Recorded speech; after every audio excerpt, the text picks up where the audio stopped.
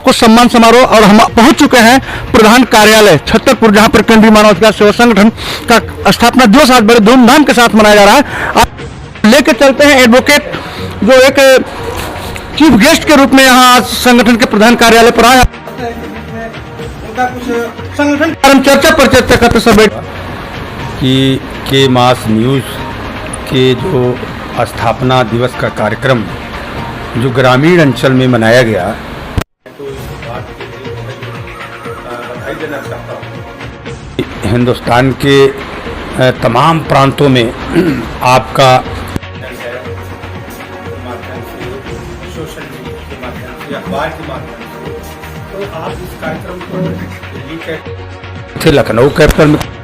पटना कर सकते थे, कलकत्ता कर सकते थे, महाराष्ट्र कर सकते थे, लेकिन आपने स्थापना दिवस को ग्रामीण अंचल में करके ये एहसास कराया लोगों को कि गांव की, ग्रामीण अंचल की जो वो तमाम चीज़ें हैं, समस्याएं हैं, जो जोड़ी जाएं और इसको, इस संस्था को, इस तंजीम को, और ये जो के मास के नाम से पूरे ऑल इंडिया और वर्ल्ड में जिसकी जान पहचान दिन पर दिन होती जा रही है,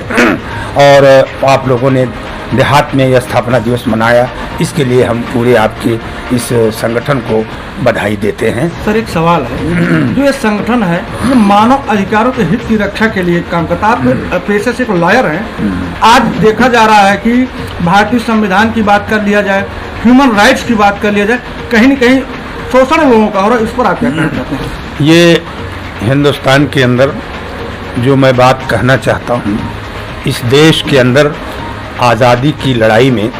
नौजवान 23 साल की उम्र में भगत सिंह फांसी पर चढ़ गए, चंद्रशेखर आज़ाद जैसे क्रांतिकारी, नेताजी सुभाष चंद्र बोस जैसे क्रांतिकारी, और महात्मा गांधी जैसे इस देश को समझने वाले नेता, बाबा साहब डॉक्टर भीमराव अंबेडकर जैसे विद्वान, इस देश में जो आवाज़ उठी थी वो आवाज़ थी 2 वक्त की रोटी की, तन ढकने के लिए कपड़े की, और रहने के लिए छत की, और सस्ती शिक्षा की, सस्ते इलाज की, सुरक्षा और सम्मान की। जब इस देश के अंदर ये बुनियादी मुद्दे भटकाए गए, धर्म के नाम पर, जाति के नाम पर, क्षेत्र के नाम पर, भाषा के नाम पर,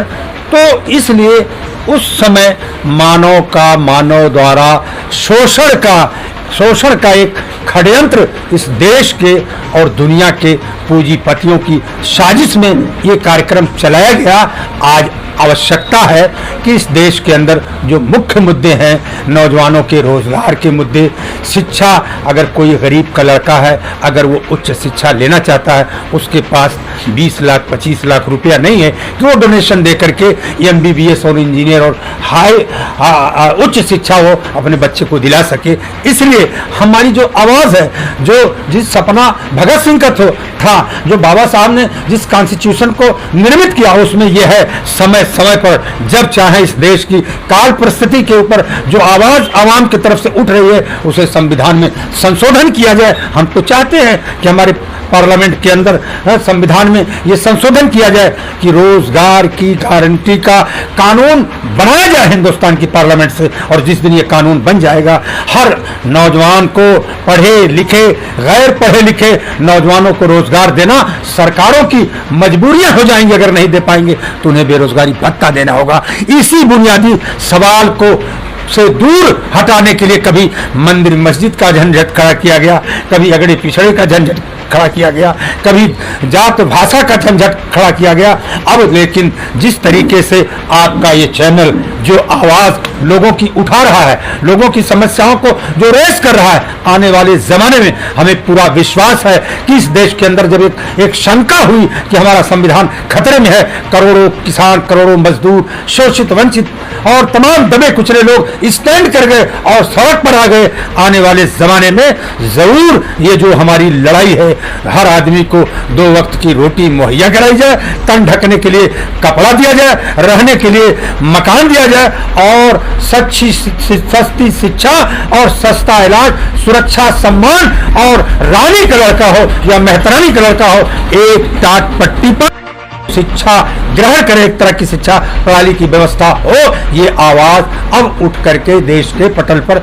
आएगी और संघर्ष अब होगा। हमें उम्मीद है, हमें विश्वास है कि मानव द्वारा मानव का शोषण तभी बंद होगा जब ये बुनियादी सवालों पर बहस होगी। सर थोड़ा सा मेरा सवाल है, जैसे अभी आपने कहा बेरोजगारी भत्ता दिया जाए, तो क्या बेरोजगारी भत्ता देने से क्या समस्या हल हो सकती है? जो हमारे देश के वजीर आज़म लगातार इस चीज़ को 10 साल और 11वां साल में ललकारते हैं कि हम विकासशील मुल्क हैं, विकसित मुल्क के तरफ जा रहे हैं। विकसित मुल्क जितने हैं उसकी परिभाषा आप जान लें कि वहाँ बेरोजगारी का जो दफ्तर है और जितने लोग नो एम्प्लॉयमेंट ऑफिस में जा कर के रजिस्ट्रेशन कराते हैं, वो गवर्नमेंट की मजबूरी है कि हम रोजगार नहीं दे पा रहे इतने दिनों तक, तो उन्हें बेरोजगारी भत्ता देना मजबूरी हो जाएगी। सर बेरोजगारी भत्ता देना मजबूरी है, लेकिन देखा जा रहा है जितने भी सरकारी जो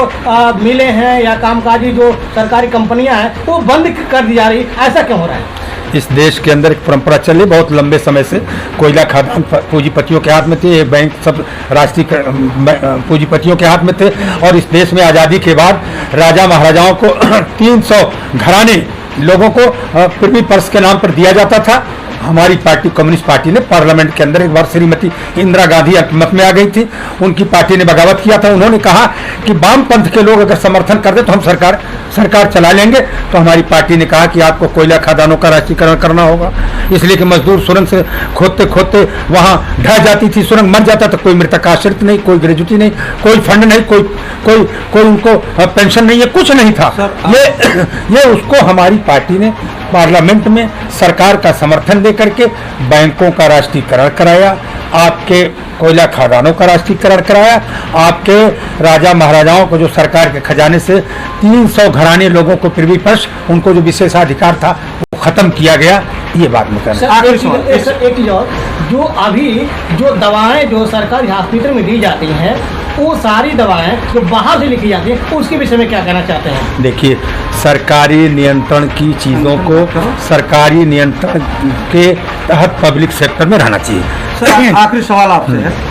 आज समाज में शोषण हर जगह लगभग हो रहा है, हर डिपार्टमेंट में हो रहा है, उनका शोषण रोकने के लिए आज संगठन के पास लोग मजबूर होकर आ रहे हैं, कहीं न कहीं लोगों का शोषण हो रहा है, तो संगठन की क्या जिम्मेदारियां बनती है कि लोगों के अधिकारों की रक्षा करने की इस पर आते हैं? नहीं, ये तो बिल्कुल सही है कि जैसे होता है कि अराजक तत्व बहुत कम संख्या में होते हैं, लेकिन वो संगठित होते हैं। बुद्धिजीवी, पत्रकार, अधिवक्ता, अध्यापक, जिन्हें बुद्धिजीवी कहा जाता है, ये लोग भारी संख्या में हैं, लेकिन ये असंगठित है। हम ये चाहेंगे कि ये बुद्धिजीवी तबका, चाहे वो पत्रकार हों, लेकिन ये असंगठित है। हम ये चाहेंगे कि ये बुद्धिजीवी तबका, चाहे वो पत्रकार हों, अधिवक्ता हों, अध्यापक हों, वो